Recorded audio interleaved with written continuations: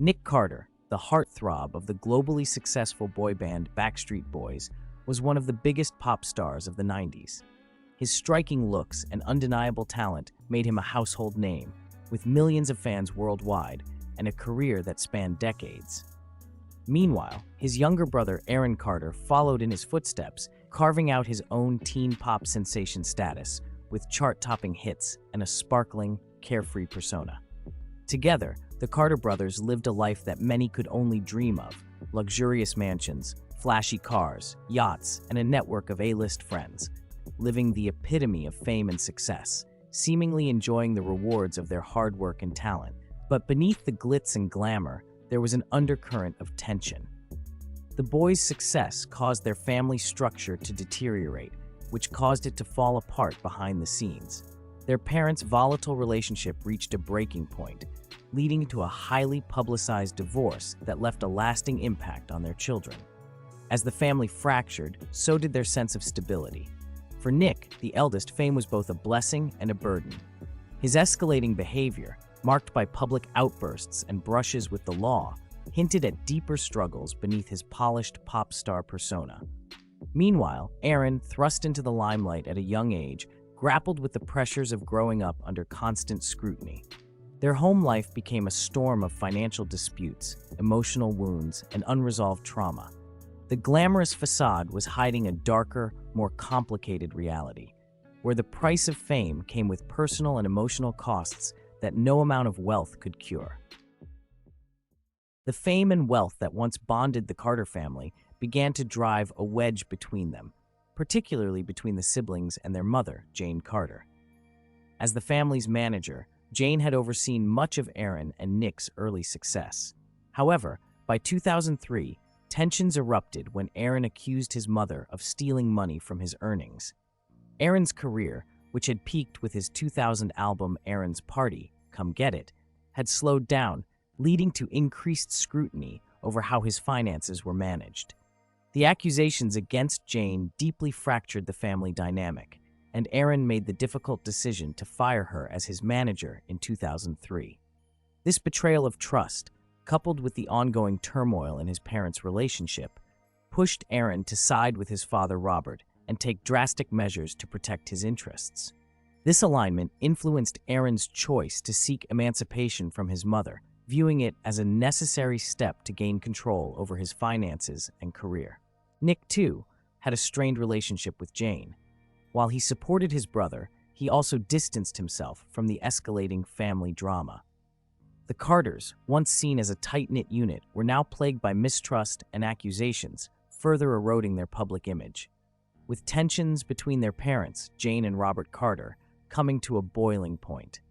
After years of marital strife, exacerbated by the stress of managing the careers of their children, constant fights, arrest, and financial pressures, the couple's marriage ended in a highly publicized divorce in 2003. For Nick and Aaron, the divorce represented the collapse of their family unit. The emotional toll was particularly heavy on Aaron, who had always been close to his mother. He reportedly felt betrayed by her actions and the increasing tensions in the family, which were fueled by accusations of financial mismanagement and personal disputes. Stating to the New York Post, "The funny thing is, as soon as Mom and Dad split up, the only person that went with my mom was me. She didn't want any of my sisters after a while, and I started figuring out why." Most notably, the crumbling foundation of this family was during this tumultuous time that Aaron filmed his episode of MTV Cribs, showcasing what was supposed to be a happy and picture-perfect household. Just before the cameras arrived to film his segment, Aaron learned that his parents, Jane and Robert Carter, were divorcing. Aaron, still a teenager, was left to process this devastating news on his own. The timing couldn't have been worse. Aaron was about to welcome MTV Cribs into his family home, a space he now knew would never be the same. The home, filled with symbols of familial unity, suddenly felt like a facade. Yet, as the cameras arrived, Aaron had to put on a brave face, navigating the gap between his public persona and his private turmoil, showcasing the house with youthful enthusiasm, pointing out family portraits, and highlighting shared memories. To the audience, it looked like a happy, thriving household, exactly what the show intended to portray. But for Aaron, each family photo and shared memory he pointed to was a reminder of the life he felt was slipping away. The family that had supported his rise to fame and shared in his triumphs was falling apart. He later described the moment as deeply disillusioning, as though the idyllic world he had been trying to maintain was nothing more than a facade. Aaron stated, "They're like, we're divorcing. It's official. You need to pick which parent you want to go with." So I had to go, and I had to show all the cameras in my life and what I was losing. The depression was brought on because I love my family being together. I did not want to see them divorce. The steady drama in the family reached a shocking low point in January 2004, when Jane Carter was arrested for physically attacking Robert Carter's girlfriend, Ginger Elrod. The incident occurred after Jane broke into Robert's home in Florida through a window while the couple was sleeping. According to reports, Jane attacked Elrod, leaving her with visible injuries, including scratches and bruises. Law enforcement was called to the scene, and Jane was charged with battery. The arrest made headlines, further tarnishing the Carter family's already strained reputation. The girl was Ginger Elrod. She and Bob were to be married in less than 2 months, once Jane and Bob were divorced. I said, "Honey, I said it's time to go." And she's like, "Bob, do something." If I get there, glass is broken, there's blood dripping down the door, and, I hear screaming. And Bob's like, "I don't know what to do. I don't know what, Jane, this isn't good." And I was trying to restrain her, and she was a wild woman. She was just ripping up and throwing stuff all over the place. I pinned my mom down in the bed. She kicked me in my face and threw me off of her. I ended up throwing a remote control at her, and then I got arrested. It fell to Aaron to summon the cops to the house, where they took Jane into custody. I wanted it to stop. It was your son who called 911 on you. Mm-hmm. Bob told him to. How did that make you feel? I couldn't believe what was happening. The charges would be dismissed. Jane's feelings could not be. For the children, the incident was another painful reminder of the chaos in their family life. Media coverage of their mother's actions and family conflicts put Nick and Aaron, two well-known public figures, under intense scrutiny. What's the price of fame for you? It's been the loss of my family. What do you think the price of fame was for your family? Self-destructing. Like a tornado just came through our house, and family got tossed everywhere. By 2005, Nick's life had become a whirlwind of tabloid headlines and personal challenges. In March of that year, he was arrested for DUI, an incident that exposed his escalating drinking problems. Nick had been battling these issues for years, partly fueled by the pressures of being thrust into the spotlight as a teenager, and partly as a way of coping with the unresolved family drama that had plagued the Carters for years.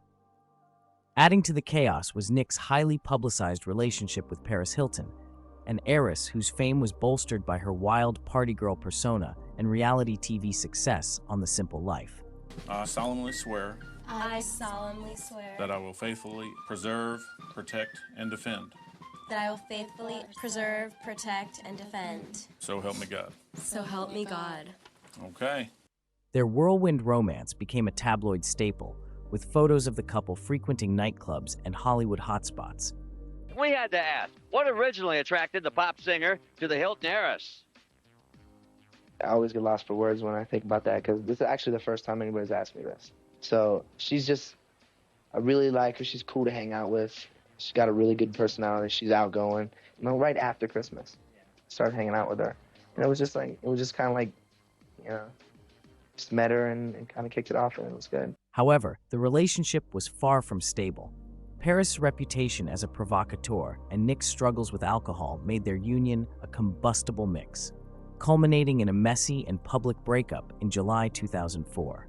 On July 29th, just a week after the split, Hilton was photographed at Los Angeles International Airport with visible marks on her arms and lips.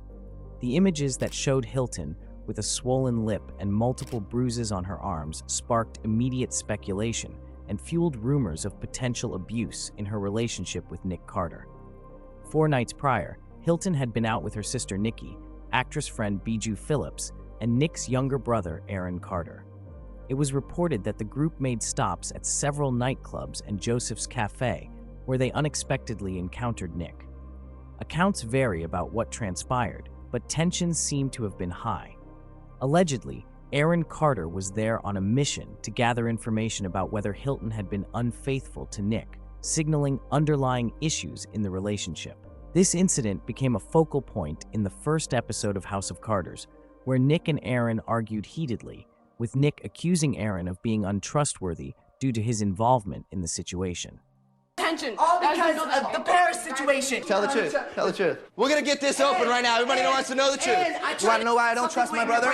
Why he doesn't respect me? I'm gonna tell you why. Because when I broke up with Paris, this guy takes her out, gets roses. The next day I find phone in the car. And who is it? It's his phone taking a picture of her smiling like this in my Cadillac. But I never did anything with her. I never touched her. When I told him I'm over and he goes out with her on a date. Just so you know. So thank the Lord that I am not like you. After the club run-in, Hilton reportedly returned home with Nick that night, a fact confirmed by Nick's attorney Marty Singer. According to Hilton's friends, she left Nick's home the next morning, but later appeared in paparazzi photos with visible bruises. This timeline fueled rumors that the injuries were linked to an incident during or shortly after her night with Carter.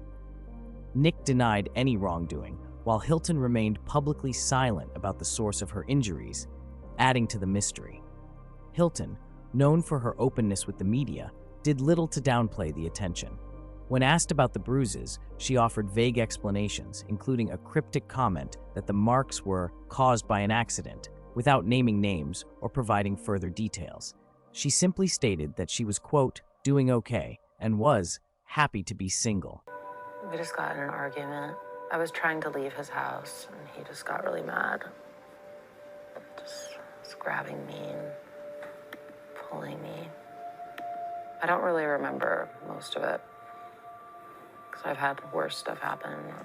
Nick Carter, for his part, vehemently denied any allegations of abuse, releasing a statement that he had, quote, never laid a hand on anyone.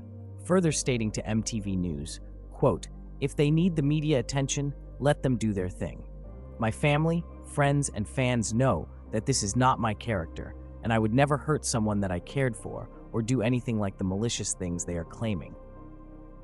Complicating the narrative, Nick Carter claimed Hilton had cheated on him with her House of Wax co-star, Chad Michael Murray, who at the time was married to actress Sophia Bush. These allegations added fuel to an already volatile situation, with accusations of infidelity on both sides. In a move he later admitted was retaliatory, Nick revealed during a 2006 interview on Ryan Seacrest's radio show that he had hooked up with singer Ashlee Simpson as revenge for Hilton's alleged betrayal. Breaking up with Miss Hilton, Nick described Paris as a bad influence on him, citing her party lifestyle and flashy Hollywood image as a major source of his already impulsivity and recklessness. Stating, our relationship totally was based on distrust. She didn't trust me. I didn't trust her. He continued stating, Paris was the worst person in the world for me to hook up with. She fed my worst impulses as far as partying. Amid the personal turmoil, Nick was also navigating his career. The Backstreet Boys were planning their comeback after a hiatus, recording new music in Los Angeles and attempting to reclaim their place in the ever-evolving pop landscape. But for Nick, the pressures of reuniting the band were compounded by his growing desire to bring his fractured family back together, a mission that became increasingly urgent as their lives spiraled further out of control. Attempting to turn their turmoil into entertainment, the family and E! Network launched the reality TV show House of Carters.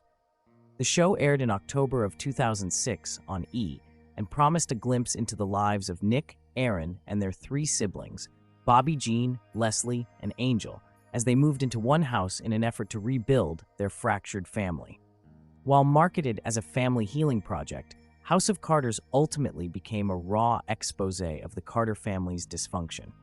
The show revealed deep-seated resentments, unresolved conflicts, and emotional scars that no amount of celebrity or wealth could mask. The most striking aspect of the show was the constant tension between the Carter siblings, particularly between Nick and Aaron. Evident in the first episode, the brothers often clashed over their past grievances, with Nick assuming a paternal role and Aaron resisting what he saw as unnecessary control.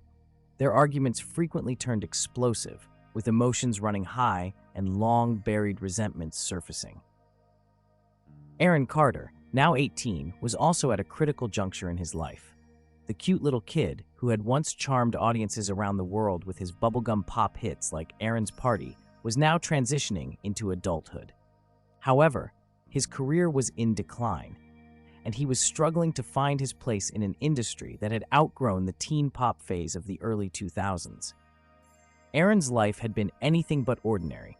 His childhood spent on tour and in the spotlight left him ill-prepared for the realities of adulthood. His sudden engagement to Playboy model Carrie Ann Paniche after knowing her for just 5 days exemplified his impulsive nature and the pressure he felt to be seen as an adult. The engagement, announced on stage in Las Vegas, was called off days later, further feeding tabloid headlines and public skepticism about his maturity and stability. Nick, aware of Aaron's vulnerabilities, felt a sense of responsibility to protect his younger brother. However, Aaron's growing independence and desire to break away from his child star image often clashed with Nick's efforts to guide him, creating tension between the brothers. Leslie Carter, the third of the 5 children, had experienced a career in music that never fully took off. In 2001, she released her single, Like Wow, which appeared on the Shrek soundtrack, but her debut album was later canceled, overshadowed by her brother's success. The show painted Leslie's journey as one of dashed dreams, depression, and a sense of loss, trying to find her way with the ambitions of being a singer. Leslie often expressed frustration and resentment in the house, believing that her brother's success came at the expense of the rest of the family. Her heartfelt confessions and emotional vulnerability painted a tragic picture of someone yearning for recognition and stability in a family consumed by the pressures of agony and fame.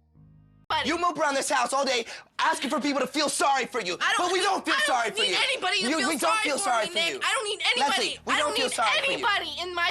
You want it. No, I don't. Then why do you say? You asked me to come here. Then why do you? You asked me. I was happy. I was away from you guys. Then why do you say that? Then why do you say we hate you all the time? Nick, Why do you say I hate this family? Why do you say that? Maybe you should take that as a hint. Why do you say that then? Take it as a hint. A hint? Because you do hate us.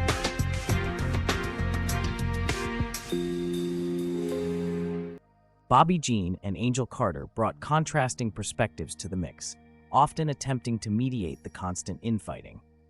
BJ, the eldest sister, displayed visible exhaustion from years of familial turmoil, her patience worn thin by the endless cycles of conflict. Angel, Aaron's twin, played a more supportive role, maintaining emotional boundaries while still trying to bridge the gap between her siblings. While House of Carters attempted to humanize the family and present a narrative of reconciliation, it instead became a stark depiction of the toll fame and family dysfunction had taken on the Carters. Viewers were both captivated and saddened by the raw emotions on display. The show revealed a family trying to heal, but unable to escape the weight of their shared history and personal struggles. Critics noted the show's voyeuristic nature, questioning whether exposing such deeply personal issues for public consumption was ethical or beneficial for the family. For the Carters, House of Carters became another chapter in their troubled history, further solidifying their reputation as a family consumed by drama and unresolved pain. The Carter family's appearance on the Dr. Keith Abloh Show in 2006 was a raw and emotional exploration of their deeply fractured relationships. Coming on the heels of House of Carters, the episode brought the siblings together in an effort to address their long-standing family issues in a structured, therapeutic environment. The episode centered around the Carter siblings opening up about the dysfunction that had plagued their family for years. The sisters used the platform to challenge the family narrative, which had often centered on the brothers voicing their frustrations with the unequal attention and support they had received. BJ Carter, the eldest daughter, expressed her resentment toward the family dynamic that placed so much emphasis on Nick and Aaron's careers while neglecting the emotional and personal needs of the other siblings. She revealed feelings of being sidelined and unappreciated, often tasked with responsibilities that went unnoticed. After Nick became famous, it got harder because, you know, my parents were so focused on him and so focused on making the most out of it and making, like, let's get this and get this money and I want my percent and, you know, this and that. Yeah. And it was like, I was basically, you know, when I was 15 years old, I was basically like free reign to do whatever. I had a car. I mean, I was going to school, but, you know, there were times, you know, 3 days out of the week I didn't even go and they didn't ever notice. Leslie Carter, the middle sister, who had her own brief stint in the music industry, discussed the pressure of living up to expectations and the challenges of forging her identity in a family consumed by fame. Leslie was candid about her struggles with self-worth and the toll of the family's public scandals on her mental health. Angel Carter, Aaron's twin sister, who seemed the strongest at such a young age, spoke of her role as a peacemaker and her desire to maintain harmony within the family. However, she also shared her frustration with being caught in the crossfire of conflicts between her siblings and their parents, often feeling powerless to bridge the emotional gaps.